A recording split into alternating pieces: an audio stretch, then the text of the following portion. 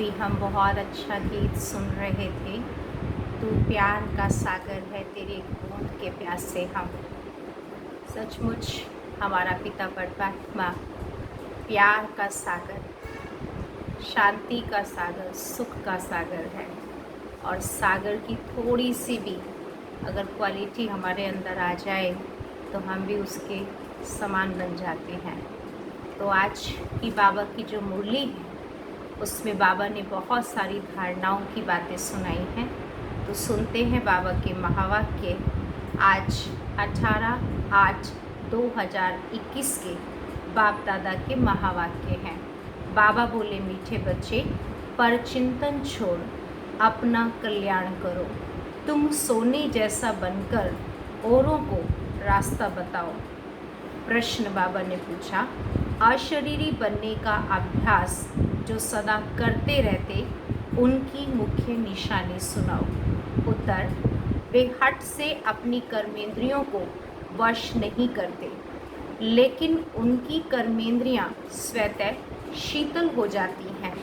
हम आत्मा भाई भाई हैं, ये स्मृति स्वतः रहती है।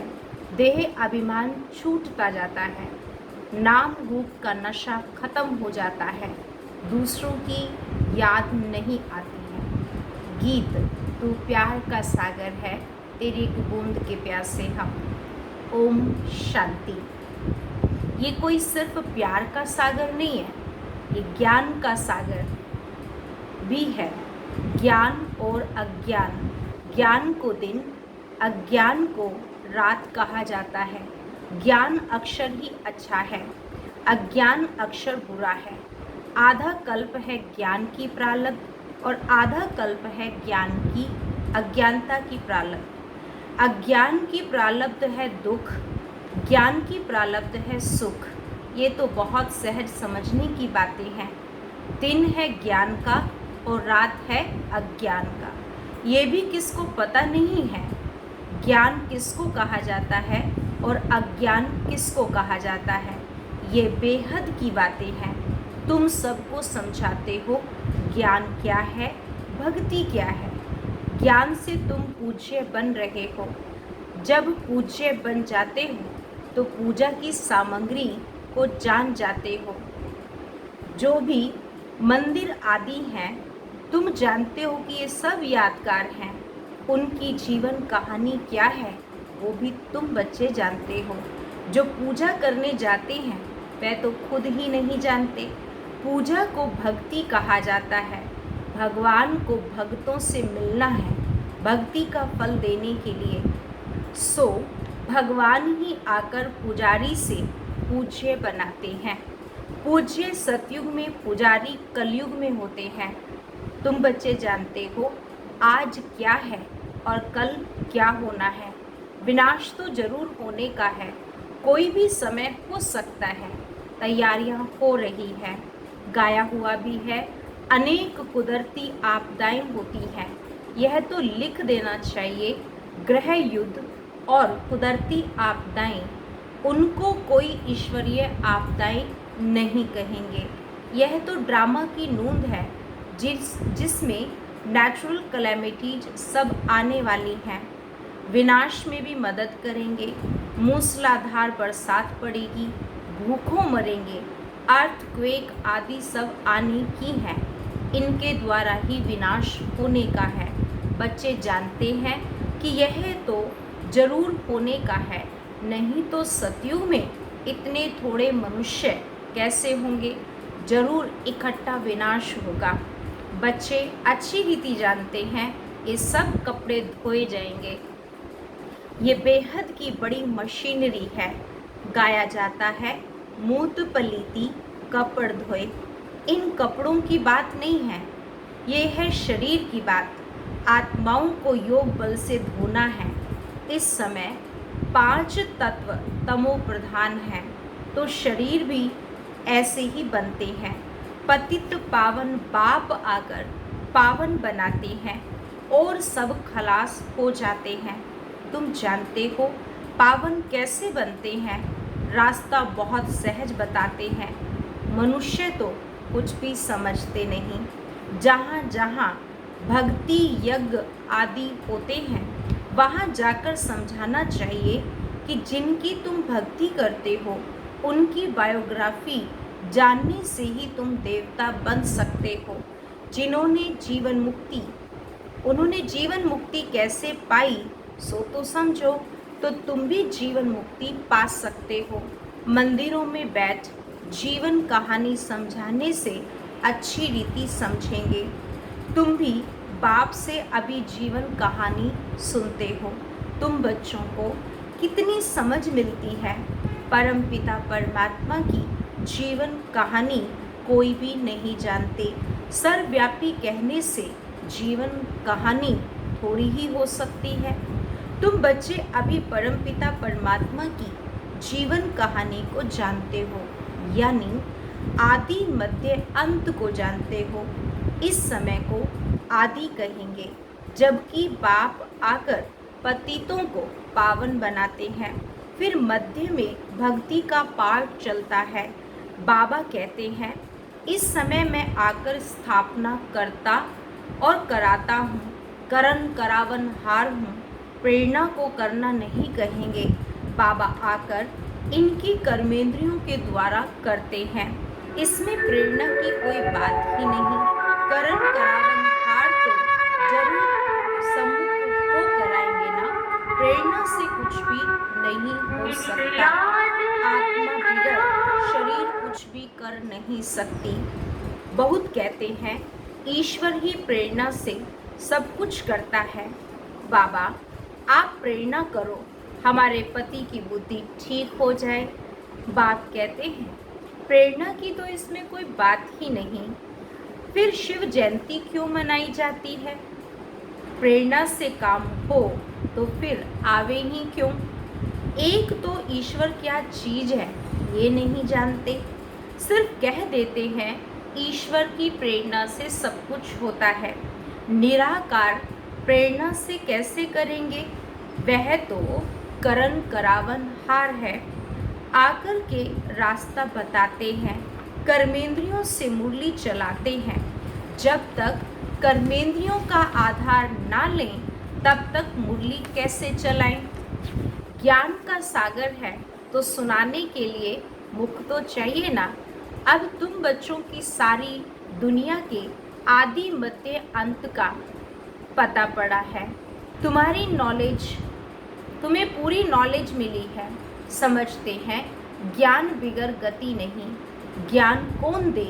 अज्ञान मार्ग और ज्ञान मार्ग में फर्क तो देखो कितना है।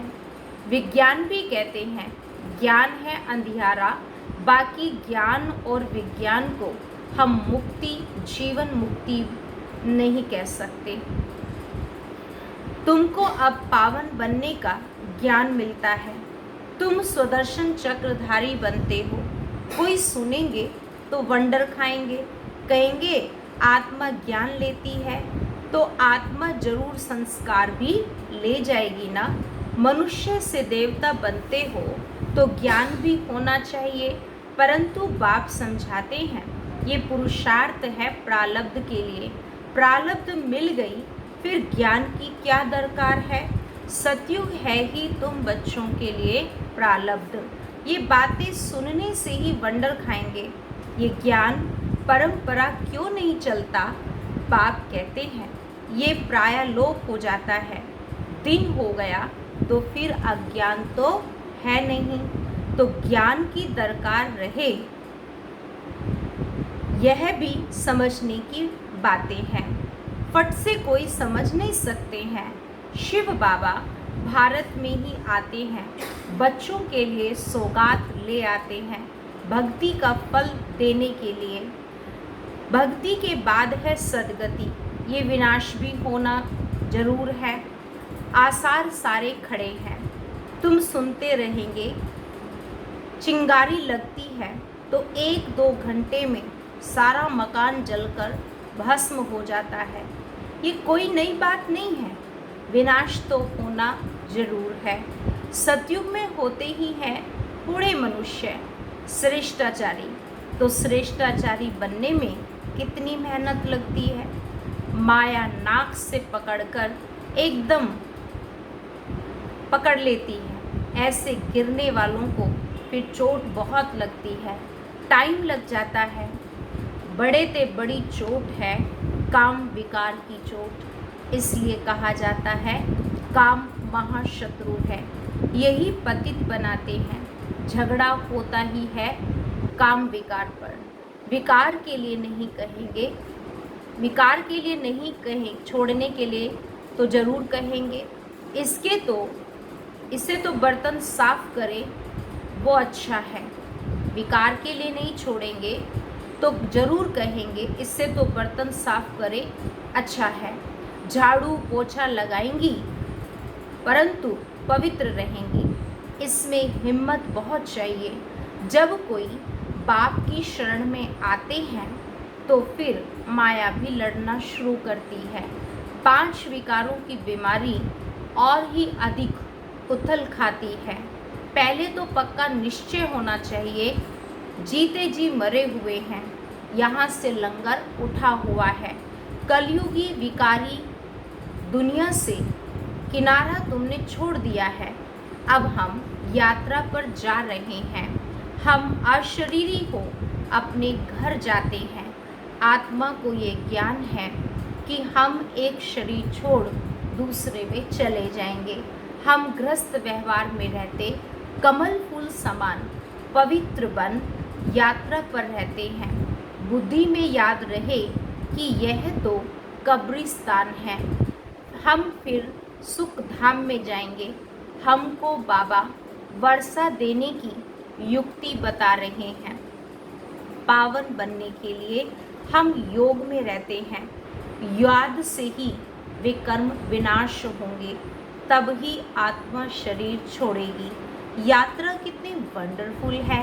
सिर्फ बाप को याद करो और अपनी राजधानी को याद करो।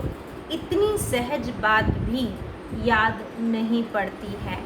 अल्प को याद करो बस।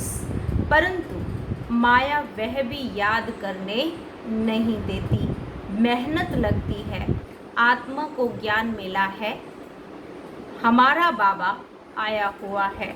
आत्मा पढ़ती है ना, शरीर आत्मा शरीर द्वारा जन्म लेती है। आत्मा भाई भाई है। देह अभिमान में आने से फिर अनेक संबंध हो जाते हैं। यहाँ तुम भाई बहन हो गए। आपस में भाई भाई भी हो, बहन भाई भी हो। प्रवृत्ति मार्ग है ना, दोनों को वर्षा चाहिए। आत्मा ही पुरुषार्थ करती है। अपने को आत्मा समझना ये मेहनत है। देह अभिमान ना रहे। शरीर ही नहीं तो विकार किससे करेंगे। ये आत्मा अभी बाप के पास जाना है। शरीर का भान भी ना रहे। जितना योगी बनते जाएंगे कर्मेंद्रियां भी शांत होती जाएंगी। देह अभिमान में आने से कर्मेंद्रियां चंचल होती हैं। आत्मा जानती है हमको अभी प्राप्तियां हो रही हैं। शरीर से अलग होते जाएंगे तो कर्मेंद्रियां भी शांत होती जाएंगी। सन्यासी लोग तो दवाई आदि खाकर कर्मेंद्रियों को शांत करते हैं। वह हो गए हठ योगी। तुमको तो योग से काम लेना है। क्या योग बल से तुम वश नहीं कर सकते हो? जितना आत्म अभिमानी होते जाएंगे तो कर्मेंद्रियां शांत हो जाएंगी। बड़ी मेहनत करनी पड़ती है। प्राप्ति तो बहुत ऊंच है ना। अब बाप कहते हैं योग बल से तुम विश्व के मालिक बनते हो। कर्मेंद्रियों पर जीत पहनते हो। इसलिए भारत का योग नामी ग्रामी है। तुम मनुष्य से देवता, पतित से पावन बनते हो। प्रजा भी स्वर्गवासी तो है ना। योग बल से तुम स्वर्गवासी बनते हो। बाहुबल से नहीं बन सकते हो। मेहनत कोई बहुत नहीं है। कुमारियों के लिए तो जैसे मेहनत है ही नहीं, फ्री है। विकार में गई तो बड़ी पंचायत हो जाती है। कुमारी रहना बहुत अच्छा है, नहीं तो फिर अधर कुमारी नाम पड़ जाता है। युगल भी हम क्यों बने, इसमें भी नाम रूप का नशा चढ़ता है, यह भी मूर्खता है। युगल बनने के बाद पवित्र रहने के लिए बड़ी अच्छी हिम्मत चाहिए, ज्ञान की पूरी पराकाष्ठा चाहिए। बहुत हैं जो मेहनत करते हैं, परंतु आग की आंच आ जाती है तो खेल खलास। इसलिए बाबा कहते हैं कुमारी फिर भी अच्छी है। अधर कुमारी बनने का ख्याल भी क्यों करना चाहिए। कुमारियों का नाम बाला है, बाल ब्रह्मचारी हैं। बाल ब्रह्मचारी रहना अच्छा है, ताकत रहती है, दूसरे कोई की याद भी नहीं रहती। बाकी हिम्मत है तो करके दिखाओ, परंतु मेहनत है। दो हो पढ़ते हैं ना, कुमारी है तो अकेली है, दो से द्वैत आ जाता है। जहाँ तक हो सके कुमारी हो रहना अच्छा है। कुमारी सेवा पर निकल सकती है, बंधन में पड़ने से फिर बंधन वृद्धि को पाते रहते हैं। ऐसा जाल बिछाना ही क्यों चाहिए जो फिर बुद्धि फंस पड़े। ऐसे जाल में फंसना ठीक नहीं है। कुमारियों के लिए तो बहुत अच्छा है। कुमारियों ने नाम भी निकाला है, कन्हैया नाम गाया जाता है ना। कुमारी हो रहना बड़ा अच्छा है, इन्हों के लिए बहुत सहज है। स्टूडेंट लाइफ पवित्र लाइफ भी है, बुद्धि भी फ्रेश रहती है। कुमारों को भीष्म पितामह जैसा बनना है। कल्प पहले भी रहे हैं, तब तो ये दिलवाड़ा मंदिर में यादगार बना हुआ है। अब बाप बच्चों को फरमान करते हैं, मुझे याद करो और सब बातों को छोड़ अपना कल्याण करो। बाप को याद करने में ही कल्याण है। भूल चूक होती है, बच्चे गिर पड़ते हैं, तुम पर चिंतन को छोड़ अपना कल्याण करो, दूसरे चिंतन में जाओ ही नहीं। तुम सोने जैसा बन जाओ, औरों को भी रास्ता बताओ। सतो प्रधान बनने का एक ही उपाय है, पावन बनने बिगर मुक्ति धाम में जा नहीं सकते। उपाय एक ही है, फिर अंतमति सुगति हो जाएगी। झरमुई झगमुई को छोड़ दो, नहीं तो अपना नुकसान करेंगे। बाप कोई श्राप नहीं देते हैं, श्रीमत पर चलते तो आप ही अपने को श्राप, श्रीमत पर नहीं चलते तो आप ही अपने को श्रापित करते हैं। अच्छा, मीठे मीठे सिखी लदे बच्चों प्रति माता पिता बाप दादा का याद प्यार और गुड मॉर्निंग। रूहानी बाप की रूहानी बच्चों को नमस्ते। हम रूहानी बच्चों की रूहानी बाप दादा को नमस्ते नमस्ते नमस्ते।